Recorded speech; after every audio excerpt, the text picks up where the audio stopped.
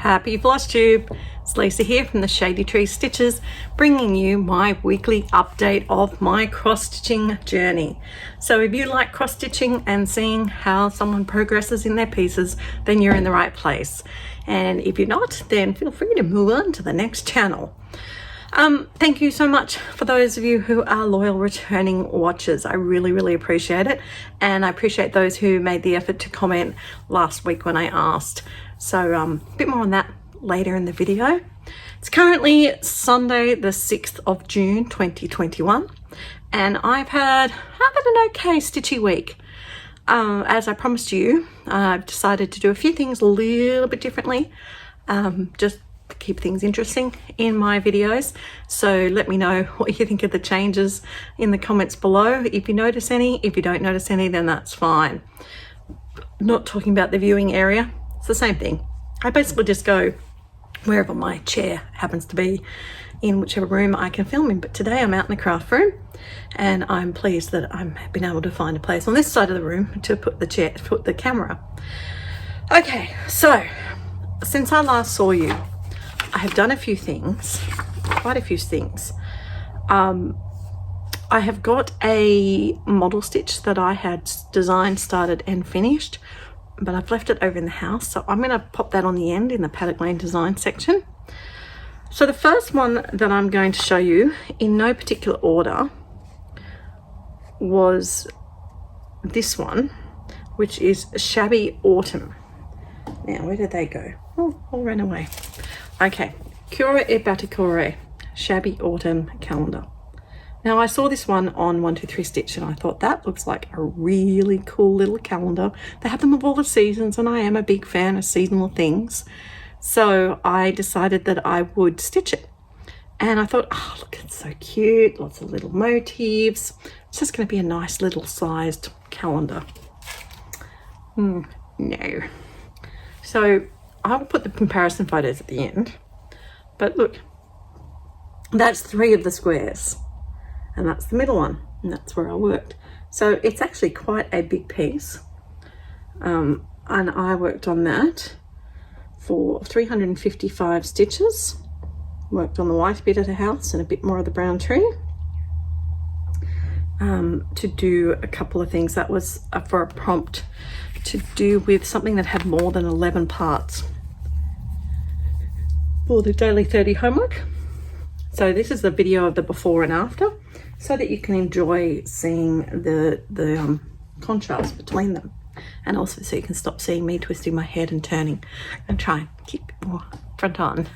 Okay, doesn't work all the time though, but you know, I gotta look at what I'm doing. All right, the next one I have here in front of me is my, where did I put the picture? All right, I haven't got the picture. I'll insert the picture here. It's the Nora Corbett L Fairy, which I am doing because I have a name that starts with L, Lisa. But I'm probably going to give it to my daughter, who also has a name starting with L. And this is where I got to. I've changed out the colors a bit. I'm actually using silks from Silks From You mostly, and this is on a piece of hand-dyed fabric from Color Cascades, one of the ones that took me a long time to get, so I don't shop from them anymore, but they do a very nice dyeing job. And it's not telling me what count, but it's I think it's a 32 count for my L. So my L Fairy, I did 409 stitches to complete some prompts on that. So you're enjoying looking at the comparative photo. All the work was basically in her dress. Now the piece that I worked the most on this week was my World Postage stamp, and that one looks like this. This is by Soda Stitch, and I have a PDF copy, which is why I don't have the picture printed out. So I did this one for quite a lot. I was enjoying it. It was finishing off some of the prompts from the previous week. Something to do with travel and something with a Ferris wheel on it. So I actually did 949 stitches on it last week, and then I've touched it for another 600 this week. And all of those stitches are in this part here, I think, or maybe some of that 900 are down there too. So if I hold it back, you can see that it's starting to get the whole shape. That is the scaffold. It's not quite the whole scaffold yet, but it's getting a lot closer to the scaffold. I thought I'd scaffold it out and then I can do color completion. It'll be really good for those color props. So as you can see, the difference between what I did before and after. All right, and that was on a piece of fabric dyed for me by Crafty Leanie, who's a really good Australian fabric dyer. Thoroughly recommend her. She's in Queensland. All right, and she's one of the other dyers that is featured in JK's cross-stitching shop, so you can find us both there. All right, I also worked on my nativity, 400 stitches, and all my 400 stitches were down in this bottom section. So I finished off the letters, did all the greenery, and then I did the pale blue part of Mary and Jesus, and then I went through and did the skin on the three wise men's faces and baby Jesus. So here's your comparative photo from that, and that one is on a piece of Paddock Lane Designs crazy coloured ice dye fabric, which I really like.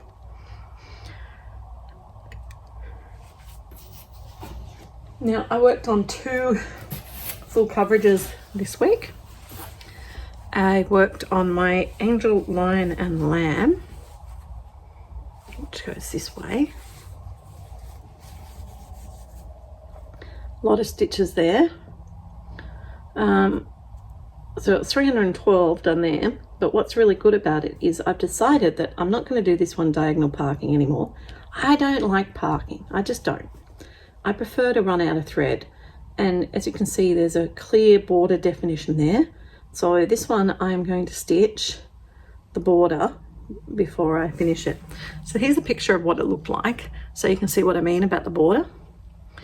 And then here's a comparison photo of my stitching for the month before, for the week before and after. All right, my next one is my mountain cabin. Now this one was definitely to finish off 2 of the prompts, hiking and has a lake in it from last week. This is what the picture looks like. Here you are, remember to do it first.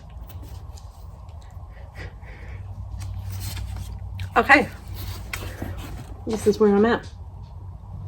So my mountain cabin, I did over 500 stitches on, 518 stitches. And yes, still going a little bit diagonalish, colour completing around the area. So now I'm going to fill in that corner now that I've got all the threads for it and continue it on. And there's your comparison photo to see where it is.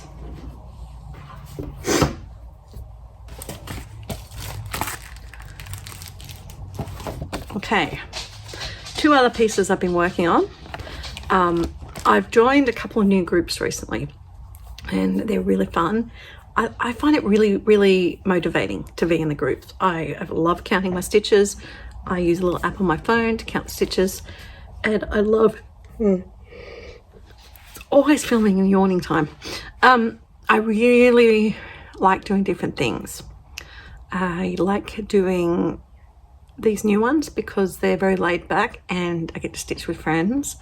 So I know they've still got openings and I mention them on the homework videos, but in case you don't watch the homework videos, there's one called Handcrafted Pioneer, which is one where you have a little settlement and you basically tend your crops and, you know, do your daily things to survive. There's Survival of the Stitchiest, which is similar, but it's a lot more intense. Every day you've got to do certain things, and then you have monsters that attack you, and it's really good. So the Survival of the Stitchiest, you're in a group of 15 people, which is good, and I'm in a group for that one that we called Van Diemen's Land, because that was one of the original names of Australia, and I like to try and promote Australia where possible, because I've realised that lots of people in the world don't have any idea about different countries, and other people have lots of idea, but I figure I may as well be Australian, because that's what I am. I'm a proud Australian. And the other one being the Handcrafted Pioneer. You're in a little family of 5 people to do that. There's another one which is called City Life the Game, where you basically are cropping and making meals. It's like you're running, it's not so much you're living in a house, it's more like you're running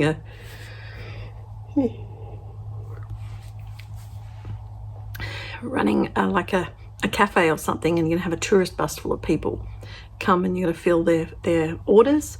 So we're madly filling our first set of 40 orders for that this week, and that's in a group of 5. Taking a bit to get our heads around that one, but we're around it now, so that's good. And the good thing about these groups is you can like take your own group of 5 people if you want, or you can just say, hey, I'm here, who wants me, and meet some new friends. I really enjoy the new friends that I've met through the stitching community. On the whole, they're mostly a really nice bunch of people, especially those who are welcome to accepting people with differences from different cultures and communities. I also have been working on another group that just started, and it's to do with traveling around a pirate map. So it seems very laid back. We're just cruising along on our pirate ship, and my pirate ship, again Australian, is called Endeavour, because that is the name of the ship that Captain James Cook discovered the east coast of Australia for Britain in. So Australian slant on that again. All right, so for the other groups that I've been stitching on, obviously still the Daily 30, and it's sort of the only prompt driven one I'm doing these days, and that decides what I stitch on topic wise. But I am really trying to work on my whips for June. I want to touch every whip that I haven't already touched in June, and that's going to be a challenge, but I'm going to do it. Crystal Academy is still taking new members, so it is available if anyone wants to join.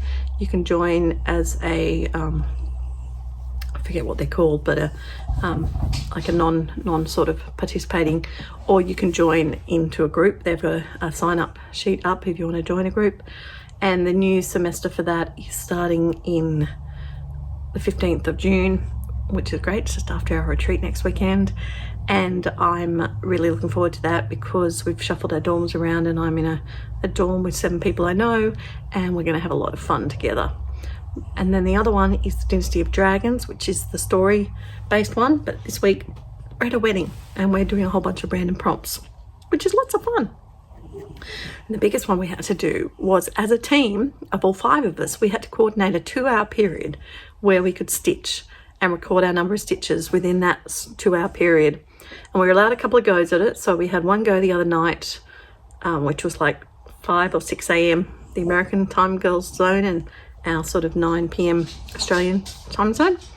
And we did quite well on that. And then today we've just done our other one, and we beat our total, but understandably, because it's like 8 p.m. American time and 11 a.m. Australian time on the weekend. So I worked on my Christmas Eve sampler by Joan Elliott for this one, and because I wanted to get quick progress, so you can see there that I got a whole bunch of extra orders and things done all the way across there. There's the before and after to look at, just to enjoy. And I did 555 stitches on that one during that 2-hour period, so that was pretty good. I was really quite happy with that. And the other one, this fits a bit into plans, the other one I'm working on at the moment, which I've just started working on, is my Barbara Bart's angel, South American angel. She's someone who I could kiss, I decided, or who could give a kiss, I think it is. And so I've just started working on her, and I've been working on the green, this bright green here. It's a really beautiful stitch, and I need to do more work on her. So see if I can keep her out for a bit. I do enjoy my ladies. All right, now there's one more. This one I would like to do something a bit crazy for. I've decided that, you know, I've been watching the floss tubers that I like. I don't watch all the popular ones. There's a couple of popular ones I like, and probably the most popular one I enjoy is actually Just Keep Stitching with Pam and Steph. I think they've got it. They're sort of, you know, they're quirky, they're amusing, they're entertaining. Yes, they've got lots of followers, but they have a good structure, and I like the sound effects. And I've thought about it for a while, about adding a couple of things, and I just went, you know what, I really, really value the sound effects that they've done, so I wanted to do my own version, and in particular it's to do with finishes, because you know, whenever we're on Zoom and we're chatting and someone gets a finish, we ring the bell. So thank you to Pam and Steph so much for the bell idea. We do that. But for me, I thought I would tie it in with me. And I play many instruments, but this is a euphonium. And I have got a finish, my bass clef. So I wanted to give myself a fanfare. So I've decided that if you guys can stand it, I'm going to fanfare every finish we get on this channel, because it deserves a fanfare. That's bass clef. And I'd like to thank Jenny, because she said I had to finish this week to do my fanfare with, because it is the bass clef. And I do read bass clef for the majority of my instruments. So I do also read treble clef, brass band, but I do read bass clef. So this one here sums up me, and it's definitely a reminder of my youth, because a lot of my youth centered around banding and touring the world. And I think that's part of where I got my awareness of so many different cultures and lifestyles and things. So that is my finish, and hopefully if I smile long enough, floss tube will pick it as a cover photo. Who knows how it does it with the algorithms. So that is a finish, and then I also have got a model stitch for finish 2. So that's 2 finishes this week, and that's 15 finishes so far this year. Isn't that awesome? Of those 15 finishes, just check my notes. My diary, it has everything in it. I think 3 were model stitches, so that's really only 12 finishes from the 96 whips I started No New Starts with. But I'm loving No New Starts. I have no desire to start anything. Sure, there's pieces that I think, oh yeah, I should start and I want to do, but I don't need to start any. I want to work on the ones I've got. So if you're in No New Starts, or you're interested in No New Starts, I will let you know that the group is going to continue next year. We've got quite a few plans afoot, and there will be definitely a No New Start option for those who want to continue doing No New Starts. So watch this space, and I will let you know when there's information up. The group will not open until December, when the current competition ends. So it'll be mid to end December that people who want to join in for next year can join, and people who don't want to can leave, or they can choose to stay, because we're going to have some options that suit everyone. But everyone seems to be having so much fun in it that we're going to keep going, and we've got a few ideas up our sleeves already. Okay, so that is whips and finishes. The only haul I've got is my threads of the month, and I left them over in the house, so you'll have to wait till next weekend to see them. Next weekend's going to be a big weekend, because we have got the Shady Trees retreat. So they're going to be retreat special videos with Jenny and the guests. Basically, I think you've met all the guests before, so it's going to be good to get to see what they've been stitching on, and I'm really looking forward to that. Okay, I promised that you would get to see a little bit more about me. So if you're just here for the stitching, that's it. I'm now going to move on to a bit about me, and then at the end, as usual, I'll give you an update on how the Paddock Lanes Designs is going, if you're interested in that side of things. All right, so about me. I don't like talking about myself. I play tuba, and I play tuba because I know it's an important part of the band, and it needs someone who's reliable and solid. And I'm not just talking about being fat, I'm talking about reliable and, on time and accurate. And I like knowing that I hold the band together up the back, but I don't need to be the show pony out the front. Doing floss tubes is quite a stretch for me. I know I can talk the legs off a horse, but I am actually a very shy person, and like so many on here, we're fairly introverted in the real world. It's just that when you get a whole bunch of people together who are similar, they still branch out into the different things. I saw that most clearly when I was in the Olympic band in the year 2000. So we had a whole band made of, or particularly with the Australian hub that I was involved with, we have 200 band geeks in the marching band. And marching bands are not a big thing in Australia at all. So this was very weird, and we marched American style for the opening ceremony. And you get 200 kids in the band geeks, and yet they still ended up forming all the high school cliques. It was just so funny to watch as a teacher. You had your cool kids, your jocks, you had your, your mean girls, you had your, your emos, and then you had your computer nerds, and then, you had the whole gamut that you would get in a normal high school. You still got within the band geeks. It's just that if you put them in the high school, they were band geeks. No one actually explored further. And I feel like us as cross-stitchers is the same. And I've seen that quite a bit in the last 2 years since I've become involved in the community. We have got a variety of people, and, we're all cross-stitch nerds, really, but differing degrees, and we have different personalities and different characteristics, and that's wonderful, because the world would be a bloomin' boring place if we had got, all the same. So, I was born in Australia in 1972, and I had a really nice childhood growing up in suburban Sydney, and I have mum and dad who were not divorced and were together and still are together to this day, and I feel very blessed and fortunate to have had that experience. And I have one brother who's 2 years older than me, and we don't live anywhere near each other, but we care for each other and we have a good relationship, but we're not in each other's pockets. I currently live with my husband, and we've been married for 12 years, and I'm going to get him on to do a little segment sometime in the next month or so when I can pin him down. And we have got 2 children, and we didn't have any biological children, but we adopted our foster children about a year and a half ago. I'm not sure if, you've seen them on here. Louise was just walking around outside, and she often likes to stick her head in. So we've got 2 children, and they both have fairly high special needs, which keeps us very busy out of time, and makes it difficult to do filming, but I get a chance to sometimes.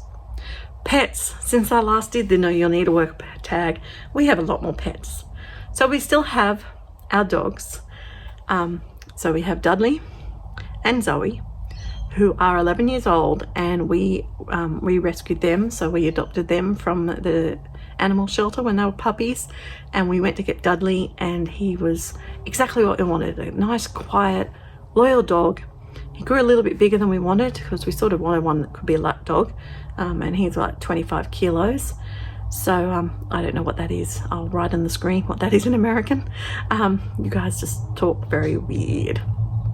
That's the other thing I should say. I have a new segment called Australianisms in my videos, so you can learn something about Australia every time. And the second one was Zoe, and when we went to get Dudley, we picked him out, and then she was sitting there just going, pick me, pick me, pick me, pick me. And she was the runt of the litter, and we went, we could give 2 of them a home, because my husband and I are softies like that. So we did. And she's still got that personality now. It's play ball, play ball, play ball, play ball. But it's good. They've had each other for company. And then since we moved here, we have got fish. So here's a photo of our aquarium. They've started breeding. We have multitudes of platies. They're crossbred. There's different types of platies. And we have one catfish who we call Pud, because he's a catfish and a cat. You call Puddy cat. And so Pud is the catfish. We also have 2 kitty cats now who you see often on my videos and not around much today, and that's Ficus and Ivy, who we also adopted from the animal shelter rescue place. Other hobbies. I am a musician and I play in bands. I have played in bands since I was about 16. I played tuba, and I'm really grateful that I played tuba because I have traveled the world playing tuba. And then I also then took up trombone and euphonium because I became a low brass teacher and I felt I needed to be able to play them. I can play enough piano to get by and also guitar to teach at school, and I can also play a small bit of clarinet. I can also sing. I describe myself as a good church singer.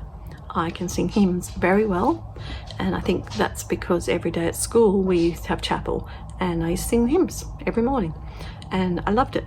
And so now I go to church and I sing the hymns. That's the part I do. And so with COVID, it's really put a dent into my singing because I haven't been able to sing, and singing makes me happy. You know, singing does produce different endorphins and things in your brain, and singing does make you happy. So that's pretty much my other hobbies. I do a couple of other bits of craft, but cross stitch is my obsession. I love cross stitch.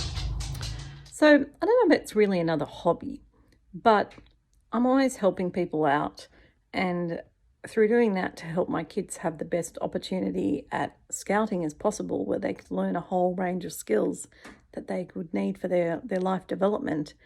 I am a volunteer Cub Scout leader.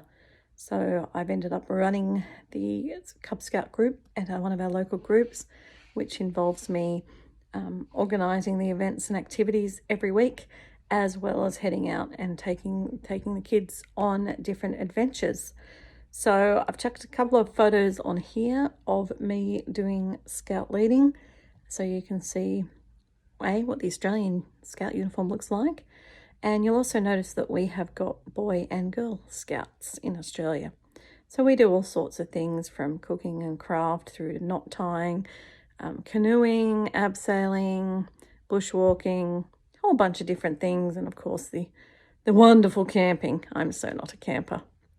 Anyway, so that's something I do as well, and that's my bit of community service.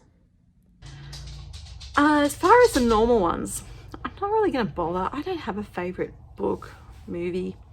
I used to read a lot as a kid. I don't read a lot now because I'm cross-stitching. Favourite movie, I like lots of movies. I'm open to many things. And TV shows, I like lots of different TV shows too, so I do not have a favourite. I guess, you know, the ones you watched growing up, I liked Little House on the Prairie a lot. I liked Buffy the Vampire Slayer. I'm not really sure. They're different ones. Nothing I have to watch each week. I tend to watch a few things with my husband, some of the reality ones. We like watching The Block, which is an Australian building one. You gonna come and say hello? You can bring Ficus. An Australian building one, and we also, a few of the home improvements. Here we are. Here's Miss Louisa. Come down lower. Oh, Mr. Ficus. Hi, Fikey. Hello. So this is the lovely daughter that you see from time to time, who hasn't done any stitching lately, which is why you haven't seen her. But she will get there. Anyway. No. She's waiting for me to come watch a movie with her, which I'm getting close to. Harry Potter. She wants to watch Harry Potter. I do like Harry Potter. Harry Potter is cool. I wish Harry Potter was around when I was a kid. Anyway, on that note, I'm a Hufflepuff. Louisa, go away, please. Sorry. She reckons she's a Hufflepuff too. Okay. The next thing is music. I like a wide variety of music, but I do like probably late romantic, early 20th century music with the big orchestral things, and therefore I like John Williams music is my favorite. His orchestral scores, Star Wars, Jurassic Park, Harry Potter, that would be my favorite music, but I'm open to a lot of different things. I've never been someone to follow a particular band or group. Again, there's a couple of groups I followed when I was in high school, but I've always just liked songs for their own self, not so much the group. There's so much good music out there, and today's kids are so fortunate to have such easy access to it. describe myself in one word, that's really hard. And I'm going to say caring. I care a lot about other people. I think I sometimes care a bit too much about other people, what other people think, whether they're happy.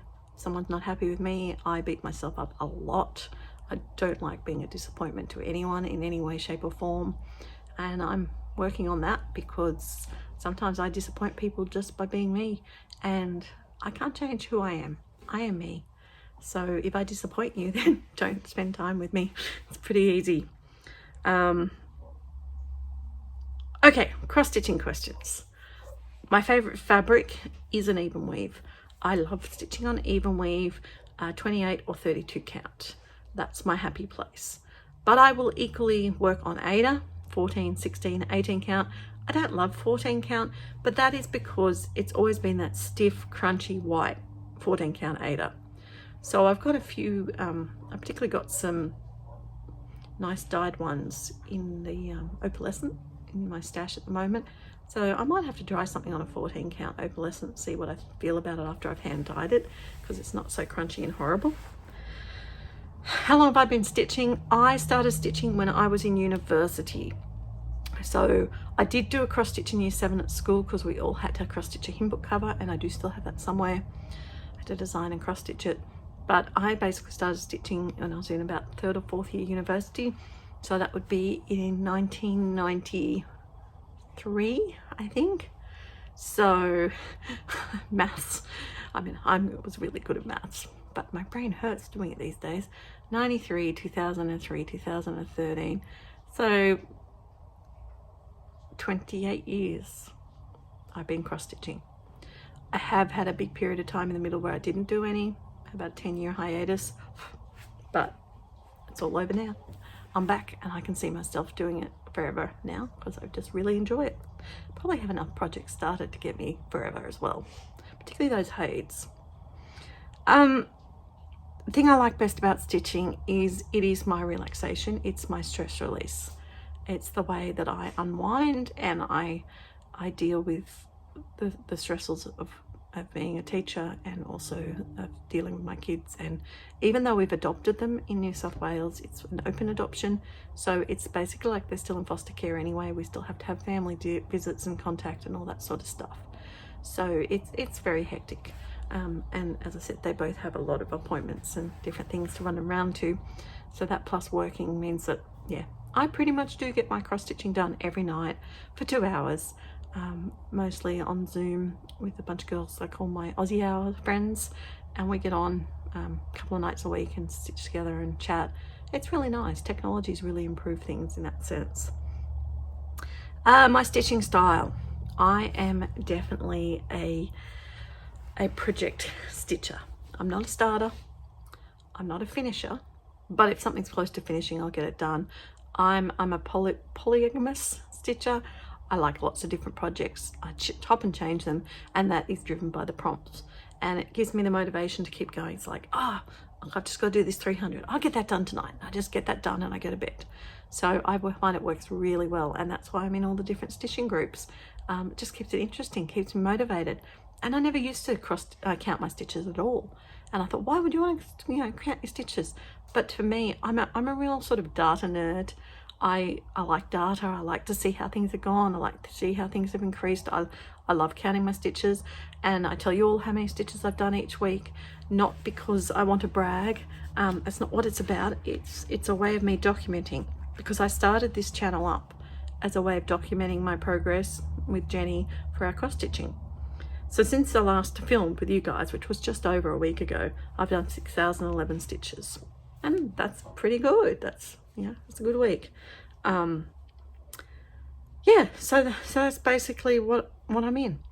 All right, so where I live in Australia, I will be doing if it's a nice day, I will do a stitch and drive and show you around my local area with Michelle when we leave for the trip on Friday.